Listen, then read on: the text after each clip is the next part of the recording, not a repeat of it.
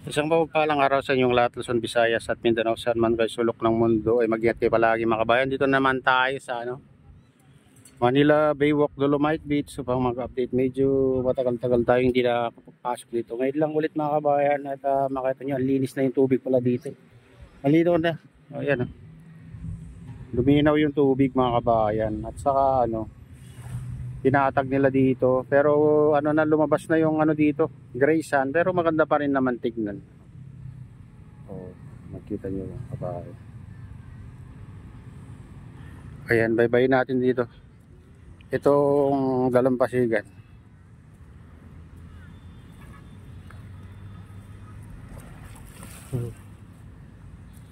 Yung na palang natitira dito, mga malalaking pebbles. Itong mga malalaki na mga kabayan. Wala na yung dito. Yung dolomite siya na yung iba napunta na dyan sa tubig. Ito na, ang ganda naman ito kahit hindi mga kabayan. Kahit gray sand, pag natuyo ito pumuputi din.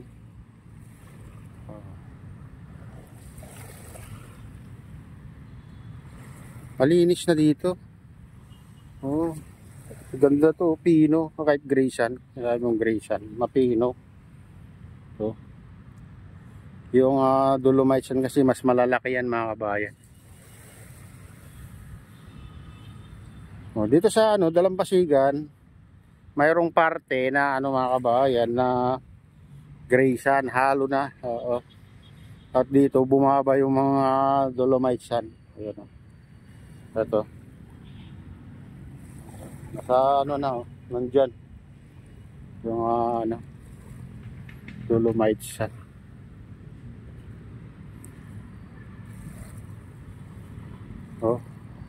Time check na tayo mga kabayan. Time check, 7:45 ng umaga. Medyo mainit na dito pag ganitong oras pala mga kabayan.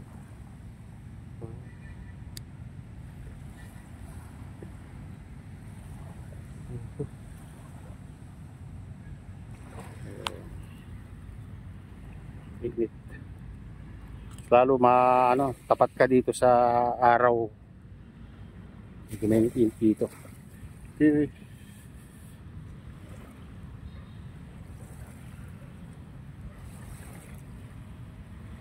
Ito yung mga kabayan, yung geotextile. Ito naman nasagsag na pero hindi naman bumaba. Dito lang siya, tatabunan.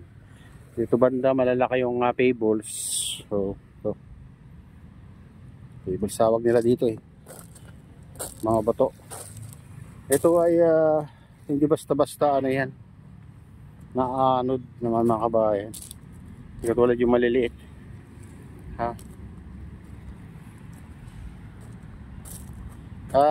dito banda bumabaw na dahil yung ibang buhangin ay na umusod mga kabayan. Yan.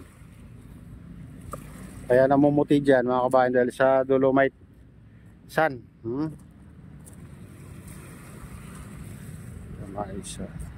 Yan.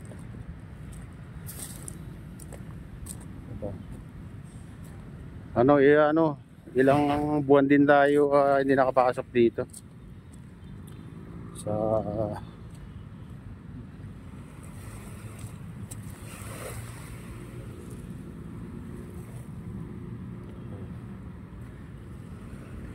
halos pala dito mga kabayan ay na gray sand na dito sa Dalampasigan.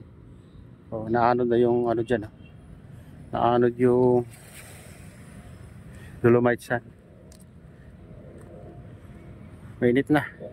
Dito ay pag ganitong oras natatakpan pa ng natatakpan pa ng mga building hanggang alas 10 mga kabayan. Ayan, dito na tayo. Dito. Ito yung magandang tumambay mga kabayan dito sa phase 2. Ito phase 2 na to mga kabayan. Dito ay makapal ng dito, makapal ng dolomite sand dito mga kabayan. Tingnan nyo naman hanggang doon sa phase 3. Ito yung makapal ng ang ganda na yung Parang sa mga beach na talaga mga kabayan, yung normal na beach. So ganda yung pagka ano, patag pagka slide mga kabayan hanggang dun sa ano na.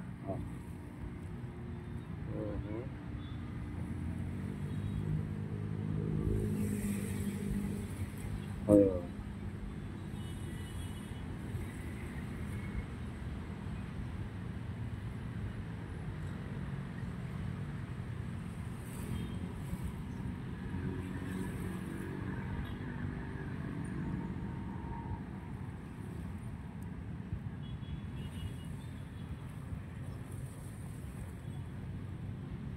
Hindi na tayo pupunta dun sa pinakadulo mga kabayan.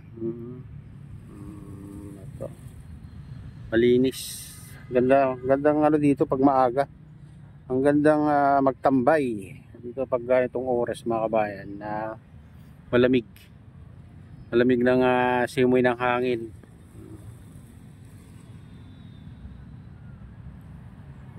Oh, ito.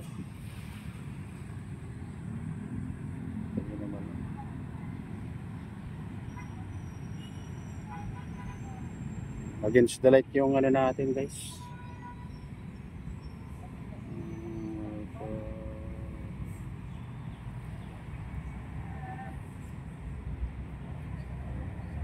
Kukunti lang ng ano ngayon. May araw na maraming ano dito na mamasyal.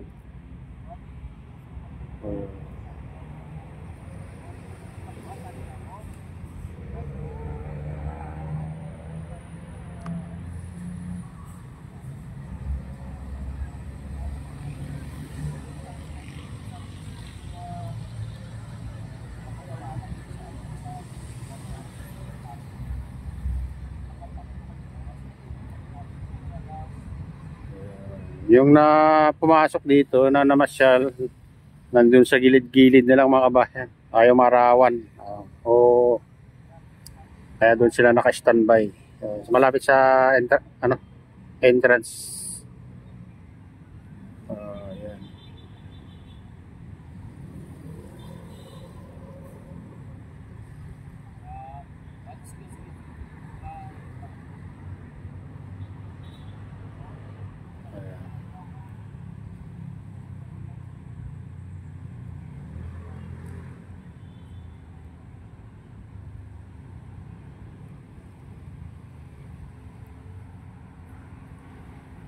Yan. Yeah. Mga ilang buwan din tayo hindi nakapasok dito mga bayan.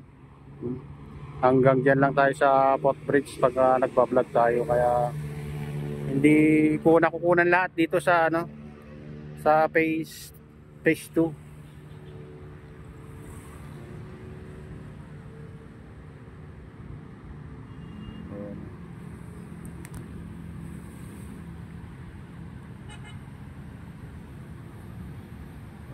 Ano to,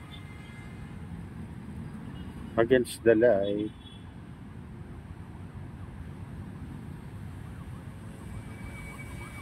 Against the light.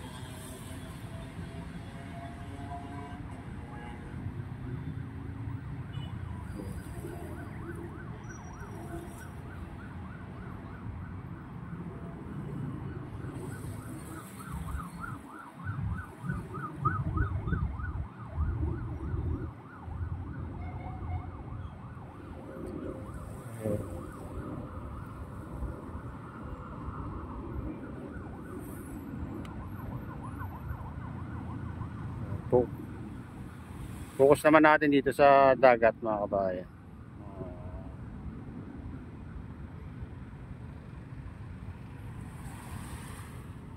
Ayan mga kabayan, ito na yung latest update dito sa Manila Baywalk, Dolomite Beach. At shoutout nga pala sa lahat ng OFW, mga immigrants sa ibang bansa. Shoutout sa inyong lahat, shoutout sa lahat ng vloggers, shoutout din sa lahat ng sumusuporta sa aking YouTube channel. Sana hindi kayo magsawang sumuporta. Shoutout din sa lahat ng viewers, mga nagla-like, sa lahat subscribers, sa lahat viewers, mega loud.